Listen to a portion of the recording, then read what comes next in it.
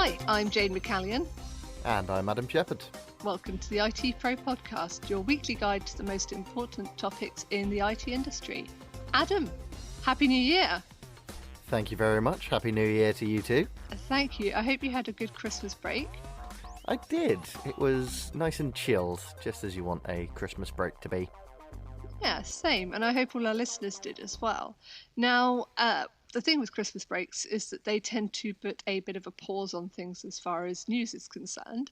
So rather than delving into the goings on, we are going to look instead at some predictions for what we think is going to happen in the year to come. And then it will be a return to your normal programming from next week.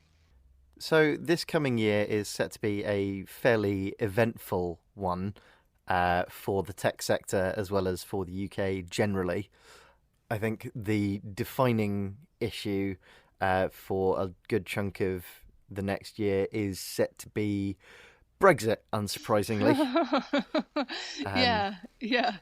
As with our pre-Christmas episode, it dominated 2019 and 2018, 2017, 2016.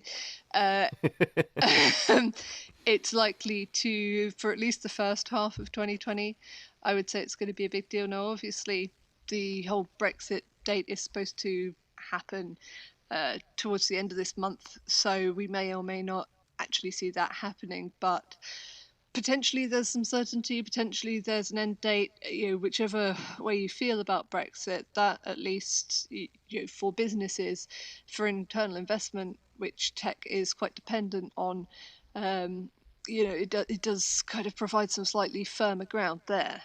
Yes, but then there is also the mire of regulatory changes that Brexit is going to throw up. In particular, what changes, if any, there will be to the rules around data sharing, around data sovereignty, around data protection, whether or not businesses are going to have to change how they operate to comply with new laws, whether or not any EU guidance that is yet to be implemented is going to have to be adhered to by UK companies, potential talent crunches as immigration rules get stricter. There's a whole morass of potential factors that businesses are going to need to take into account when and if the final Brexit actually happens. Yeah, and I mean, all those things will be left to be thrashed out. It's worth remembering that as regards GDPR, for example, that exists in and of its own right in UK law. We have several good explainers on the site that we will link to in the show notes. But if we want to carry on trading with Europe, we have to kind of abide by their trading rules in the same way that American companies have to. So I don't think that as far as data sharing and stuff goes, there's going to be, nothing's going to get any laxer, in my opinion. Talent crunches, yeah, I can see that. And talent is a problem in general. It's one of those things whenever we talk about giving extra funding towards training and recruitment, you have to remember that people don't just spring fully formed from the ground a computer programmer with 4 years experience. We have to train people and then they have to get experience. So it's difficult. It has been difficult to say how things are going to go. I imagine it will probably continue to be difficult throughout the year to come, even if timelines are as Prime Minister Boris Johnson would like them to be. Well, quite.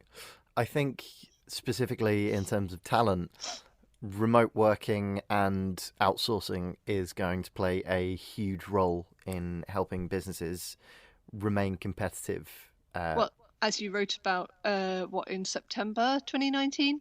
Indeed, we shall link to that as well, about why this is as good a time as any to embrace remote working and how it can throw any kind of point of crisis. So it can be something like this with Brexit, or stuff like weather crises, which we get at least twice a year in this country, and increasingly often as global warming starts to have an effect.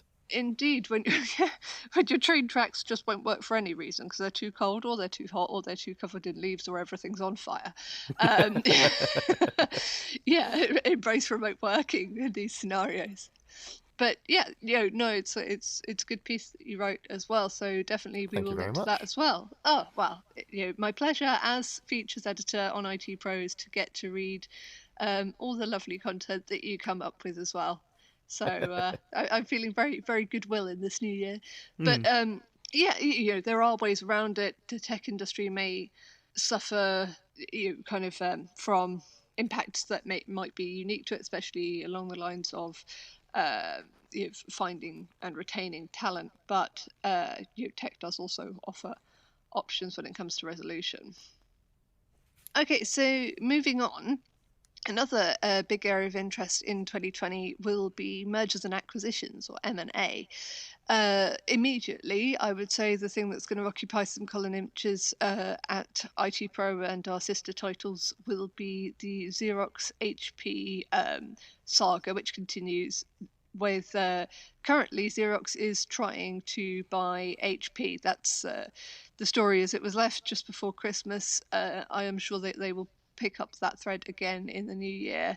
What do you think is going to happen? Because it's just we'll link to the original write-ups that we've done, but it's such a kind of outlandish story that Xerox is trying to buy Xerox, which makes sort of copiers and the kind of thing it's always been known for, is trying to buy HP, which is short printers and stuff as well, but also laptops and consumer devices.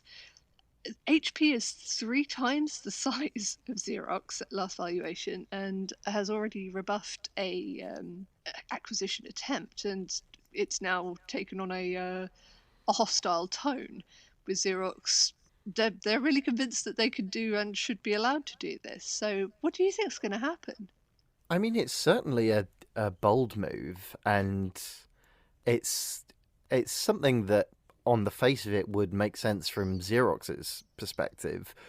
Why HP would allow themselves to be bought out by Xerox is kind of less clear. I mean, it would make more sense, you would think, for it to be the other way around, for HP to buy the smaller company, both in terms of valuation and in terms of kind of business scope. I will tell you 2 words as to why, and those 2 words are shareholder value. Well, quite. If shareholders think that it's a good deal for them and everything won't just kind of the fears expressed by HP in their original rebuff, the board, when they said that they were worried that it would effectively be involve too much debt.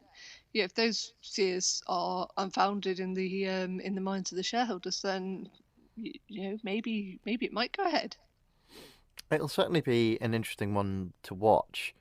But for me, I think the far more interesting M&A story is going to be one that happened last year, oddly enough, which is the Red Hat IBM acquisition. Now, this deal technically closed last year, and we've seen kind of some of the early moves in terms of what IBM plans to do with Red Hat, but nothing's really come to a great deal of fruition yet. And the changes that IBM has laid out have yet to have any real effect. So I think this year is going to be a very, very interesting one. There was a lot of skepticism within kind of the open source community about whether or not IBM would keep Red Hat independent and whether or not Red Hat would be able to retain the qualities that made it so attractive to organizations and developers alike. So I think this coming year is going to be the real test of that. When do you think? I mean, do you think that it will be as immediate as this year? Do you think it will be clear when we start to see these impacts? Well, I think we'll certainly start to see initial signs. I think once this year will be when the product portfolio changes start happening on a kind of large scale and start taking effect, and when kind of the majority of the customer base starts to feel the effects of Red Hat being under new management in terms of changes to the portfolio and the kind of product lines. And I think from that point onwards is when you're going to start seeing the community giving it the thumbs up or the thumbs down effectively. Mm.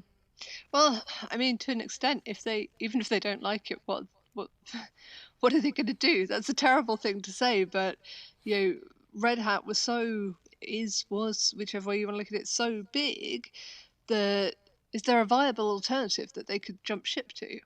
Yes and no. There are a number of other open source Linux, enterprise scale open source Linux vendors who offer similar technologies and platforms to Red Hat. I would argue nobody else is quite as sophisticated as Red Hat, and no one has as much of a reach into the enterprise market as Red Hat does. So the question then becomes, hypothetically, if Red Hat does start becoming, for want of a better word, a bit less independent, then how much change are you prepared to put up with before you start looking at what is effectively a really, really large migration effort, particularly as Red Hat infrastructure is usually fairly mission critical infrastructure in a lot of cases. So, speaking of enterprise IT, another key theme for this coming year is going to be AI and machine learning. It's something that we've been hearing about on a pretty much near constant basis for the past 18 months at least. Yeah, more than. Yeah, all of the major vendors have been talking up AI and the capabilities and possibilities thereof. Dell, HPE, Microsoft, IBM, they've all been going fairly great guns for AI technology and machine learning and deep learning and all those kind of related areas. And, I don't really see that slowing down anytime soon. But what I suspect is that this year we're going to see a bit of a split between companies starting to actually put it into practice, but also a lot of companies realizing that AI isn't necessarily suited to every business or to every area of every business. Yeah, I think it has been both the term and to an extent the technology has been kind of thrown around a bit like confetti, like well, we've got a machine learning kind of underpinning to this, and artificial technology is going to do something or other to your cloud. And it's like, I mean, maybe, but I think that a lot of it is hype. I think that people are have been treating this technology as if it's just something you can sort of a sort of panacea, really, or that you can throw at any problem and make make you 50% better at your game, even if you don't have a game. Yeah. Jane McGallion with the niche in jokes.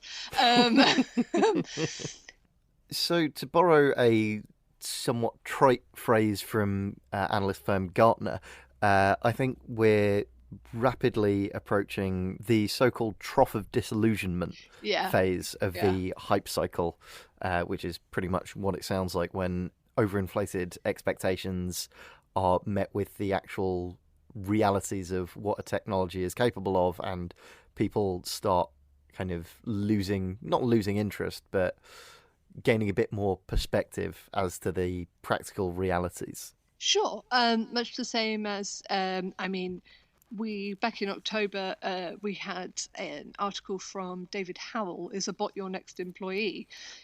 Which was about AI and how it can become, how you can use it, how businesses can incorporate it into their own operations. And yeah, it's a bit like, I tell you what, I think chatbots are actually quite a good example of this. That they can be super helpful if you just want a quick question, a quick answer to a quick question, or like there are some that are even kind of slightly more proactive. But if I want to, I don't know, quickly check up on the location of my delivery, or when I could expect it to come, or make slight alterations in stuff, that's great. But sometimes you really actually need to talk to a human, because you need a nuanced conversation, and chatbots just aren't capable of that. No computer is, No. because of the way that the human mind and conversation works. A chatbot can't infer stuff from my tone of voice or from half-finished sentences. So Well, quite. And also, I think chatbots are at slight risk of overuse. yes. Quickly becoming one of my personal bugbears is that little chatbot that you get often in the bottom right corner of websites, Mm-hmm. kind of corporate pages and whatnot, when you're just kind of getting some quick information from a company's site, and it just pops up with a little chat window, usually asking if there's any sales based queries that you'd like answering, Mm. and I just wish there was a way to kind of opt out of that on a kind of global level. It's the same. I'm It's the just same. laughing. Adam Shepherd, reviews editor on ITPro, tech guru, wants to opt out of technology on Well, a global scale. I want to opt out of that specific application of technology. I tell you what it's like. It's like when you are in like a physical retail store. You remember those, what we used to have before Amazon ate the world. And it's like when you're in a physical store and you're just having a casual look around, and an overeager store employee comes over and goes, "Oh, would you like any help with that?" And you go, "No, I've been in here 30 seconds, just having a look around. I'm fine." In your head, obviously. You don't say that out loud because we're British and I would have to, throw myself in front of a train or something, of sheer embarrassment. But it's the same principle. It's like, I will, if I have a question, I will come to you. I do not need you to proactively come to me and ask if I need any help with anything. That's just irritating. But that's cultural, though. Yeah, maybe. That's cultural. You don't like it because we're Northern European, but in America, it's apparently normal, even though it freaked me the hell out first time I went there. Yeah, that's a very good point, actually. Yeah. So I think something that we're going to see accelerating a lot in the coming year is the growth of regional tech hubs, particularly in the north of England, in places like Manchester, Liverpool, Leeds, Sheffield. Why is that then? Well, the fact is that London is simply too expensive for most companies to start businesses in. Mm-hmm. Commercial rents are incredibly high. The fact that cost of living is so expensive makes it difficult for new graduates to move to London without already having secured a job first, which, has an impact on the availability of talent. Yeah. And the north of England is producing an awful lot of highly skilled technical graduates. And there is absolutely no reason, particularly, given what we were talking about earlier about the kind of the ease with which you can support remote working and flexible working as a business these days, there is absolutely no need to be based in London if you are starting a tech company, or really, unless, like, if you're starting any company, unless it's something which requires physical proximity to customers, which is quite rare these days. Yeah, and there are decent transport links into London, even if you are based in, say, Newcastle or Edinburgh, and then need to come down to London, for a client meet or something like that. And also, something that we published not long ago, a startup top considerations for tech guide for startups.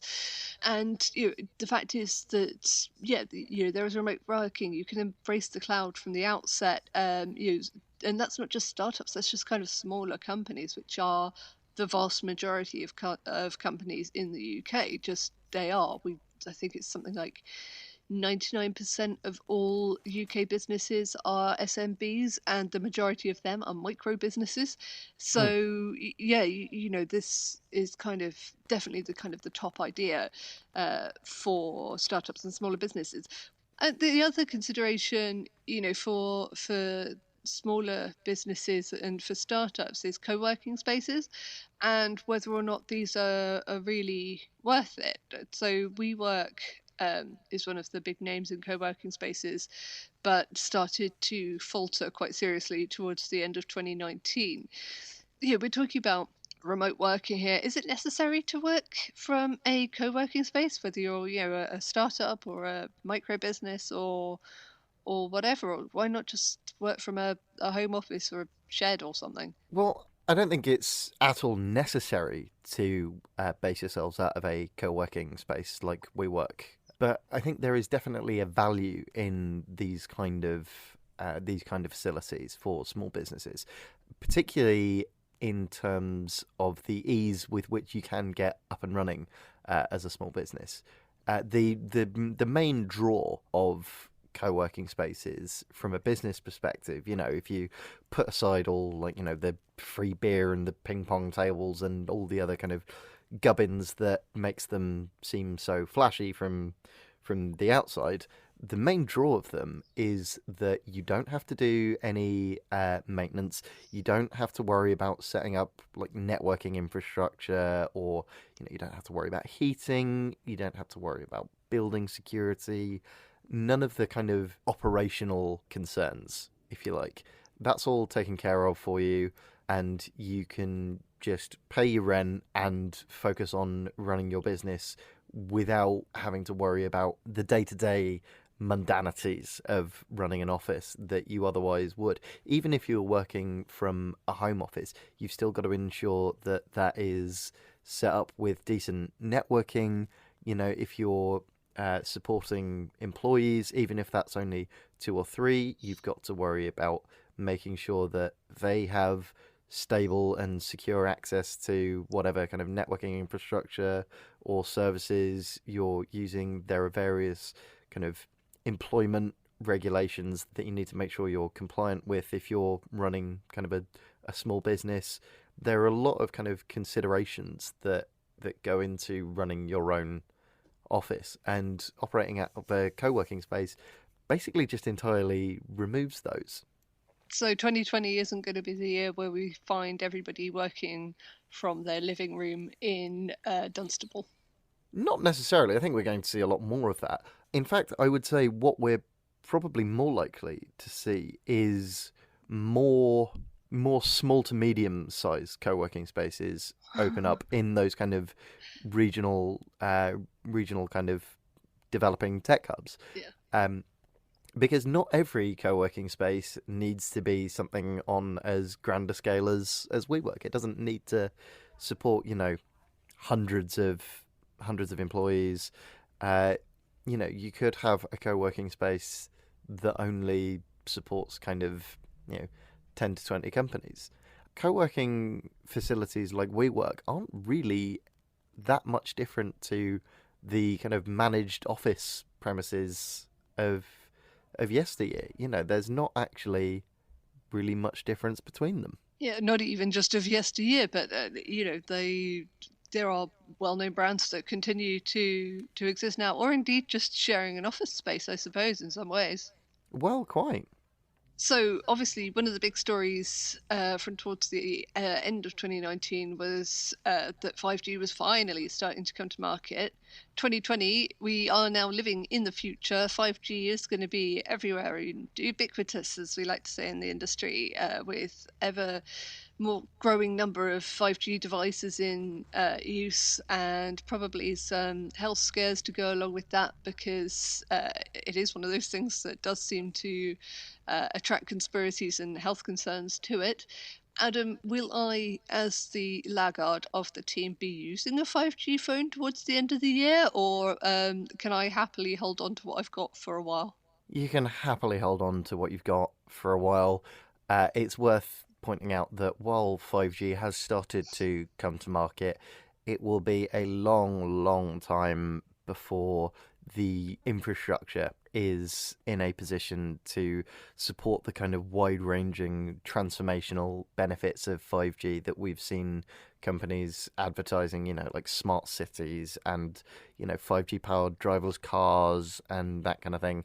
That stuff is all possible with 5G, but the network infrastructure is nowhere near widespread enough to support that yet. And frankly, it'll be probably a couple of years yet before it's even sophisticated enough to support the majority of the UK in terms of scale. So Yeah. I think you're fine for the moment.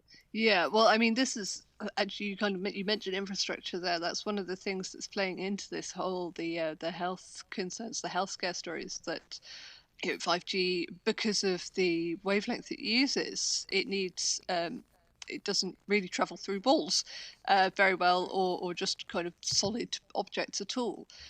So you need more base stations, more repeaters, and so in order to get the kind of coverage that we have with 3G, 4G, 5G the country's going to need to be littered with stations, isn't it? Yeah, pretty much. It's going to take an awful lot of investment and an awful lot of infrastructure rollout in order to reach the kind of promised heights. So, lastly, we should talk about security. Obviously, security is going to be a big topic in the coming year. It's something that every company certainly should be thinking about at all times. We are going to see more breaches, more hacks, more security incidents, more exploits, more 0 days. When you say more, do you mean in addition to what we've already seen, or a greater rate of, if you get what I mean? Like, say we had X number of breaches and 0 days and stuff in 2019. Are we going to get X to the power 2 in 2020? I Or, don't yeah, think so. I think we're going to see maybe slightly more, maybe slightly less. I mean, I don't think we're going to see the volume of cyber threats, if you like, grow exponentially over the course of the next year. The kind of composition might change.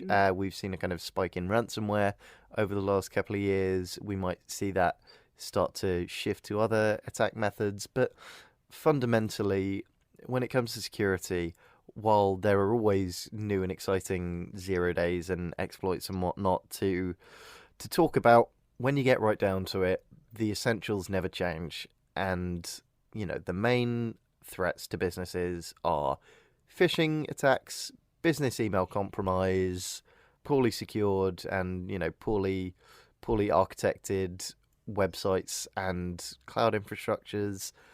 And that's unlikely to change. I mean, we didn't, as far as we know, really see anything in the way of cyber attacks, etc., in the 2019 UK general election.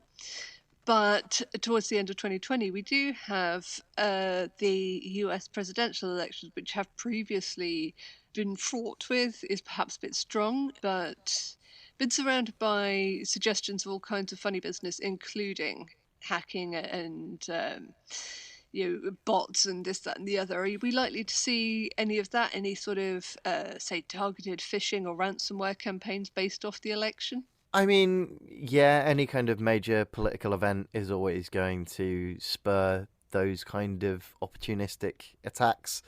We've seen the same thing with previous Olympic Games and World Cups. Yes, because it's Tokyo 2020 this year as well. It is indeed. So I think in terms of phishing, the Olympic Games are probably more likely to generate kind of high volumes of phishing scams and that kind of thing. The security of the election is certainly a cause for concern. But I think as far as average businesses go, particularly here in the UK, while it's certainly an interesting one to keep an eye on, I don't think it's something that necessarily poses an immediate risk.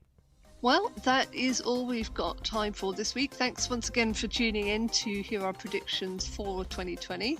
As we say, our normal schedule is back next week, where we will have a guest and be talking about the week's news plus a special in-depth topic. You can find a link to all of the topics we've spoken about today in the show notes, and even more on our website, www.itpro.co.uk. You can also follow us on Twitter at ITPro, as well as on Facebook and LinkedIn. Don't forget to subscribe to the ITPro Podcast on Apple Podcasts, Spotify, Stitcher, or wherever else you find podcasts to never miss an episode. And until next week, goodbye. Goodbye.